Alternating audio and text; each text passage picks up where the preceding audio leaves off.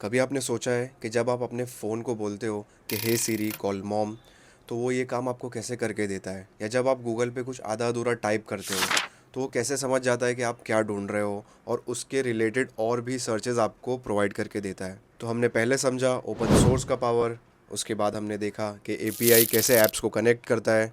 आज का टॉपिक वो है जो कंप्यूटर को थोड़ा और स्मार्ट बनाता है, जिसे हम कहते हैं NLP. Welcome to beginner series episode 3। आज हम सिर्फ ऊपर ऊपर से नहीं बल्कि डीप डाइव करेंगे टॉपिक में। अगर आप भी जानना चाहते हैं कि चैट जीपीटी एग्जैक्टली कैसे काम करता है तो एंड तक वीडियो ज़रूर देखिएगा। तो मेरा नाम है सऊद सैयद और मैं हूँ एक AI expert and educator. And let's get started. What is NLP? NLP का फुल फॉर्म है नेचुरल लैंग्वेज प्रोसेसिंग।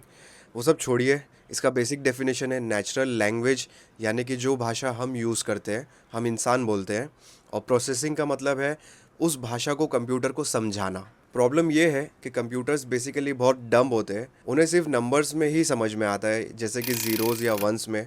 उन्हें हमारी लैंग्वेज नहीं समझ में आती है, उन्हें प्यार या गुस्सा नहीं समझ में आता है। तो एनएलपी एक ब्रिज है जो ह्यूमन लैंग्वेज को एक मशीन कोड में कन्वर्ट करता है ताकि कंप्यूटर हमारी बातों को समझ सके। इसका यूज़ आप रोज़ करते हो पर आपको इसके बारे में पता नहीं है, जैसे कि गूगल ट्रांसलेट हमारी बातों को वो ट्रांसलेट करता है अलग अलग लैंग्वेजेस में। स्पैम फिल्टर्स जो हम जीमेल में देखते हैं, जहाँ पर हमें स्पैम मेल्स देखने के लिए मिलते हैं। या वॉइस असिस्टेंट्स सीरी या एलेक्सा। ये तो हो गई बेसिक बात, पर अभी आपके दिमाग में एक सवाल आ रहा होगा कि भाई ये होता कैसे है। कंप्यूटर एप्पल फ्रूट या एप्पल कंपनी में फ़र्क कैसे देखता होगा? एनएलपी एक step by step process use करता है जिसे हम कहते हैं पाइपलाइन। इमेजिन करो हमारे पास एक सेंटेंस है, आई सॉ अ बैट। अब ये बैट क्रिकेट वाला बैट भी हो सकता है या चमगादड़ वाला बैट भी हो सकता है। कंप्यूटर इसे कैसे डिकोड करेगा, आइए इसके स्टेप्स देखते हैं। स्टेप 1, टोकनाइजेशन, यानी कि टुकड़े करना।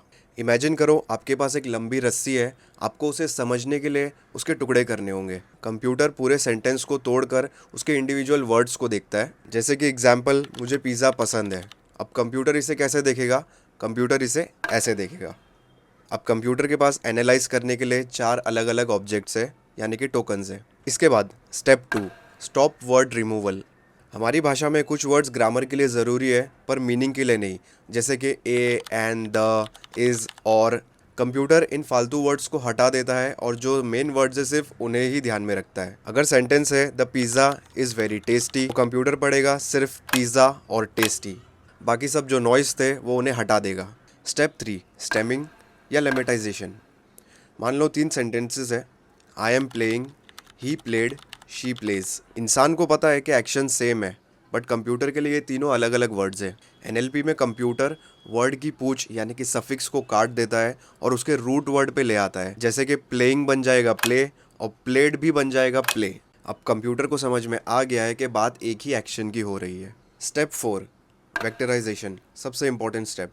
अब कंप्यूटर को वर्ड्स तो मिल गए पर वो मीनिंग कैसे समझेगा? यहाँ आता है मैजिक। कंप्यूटर हर वर्ड को एक नंबर कोऑर्डिनेट करता है, फिर उस नंबर को ग्राफ पे प्लॉट करता है। इसे कहते हैं वर्ड एम्बेडिंग्स। इस ग्राफ में कैट और डॉग आसपास में होंगे क्योंकि वो दोनों पेट्स हैं। एप्पल और बनाना आसपास में होंगे क्योंकि वो दोनों फ्रूट्स हैं। पर कैट और बनाना आसपास में नहीं होंगे क्योंकि इन दोनों का कोई रिलेशन नहीं है।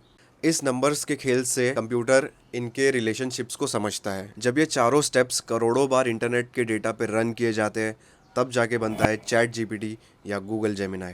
इन्हें हम लार्ज लैंग्वेज मॉडल्स या एलएलएम कहते हैं।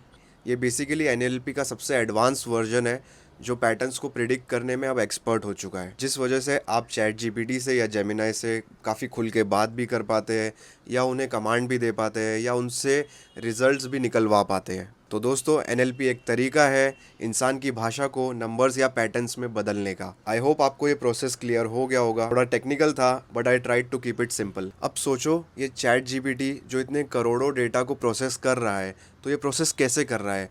आपके मोबाइल या लैपटॉप पे तो नहीं हो रहा है, ये हो रहा है क्लाउड पर। लोग बोलते हैं मेरा डेटा क्लाउड पर है, पर ये क्लाउड एग्जैक्टली है क्या? क्या डेटा हवा में उड़ रहा है? नहीं। तो नेक्स्ट वीडियो में हम समझेंगे कि क्लाउड कंप्यूटिंग एग्जैक्टली क्या होता है। और इस तरह के वीडियोस देखने के लिए आप मुझे सब्सक्राइब कर सकते हैं और सीखते रहिए एआई, इससे पहले कि एआई आपको सीख ले।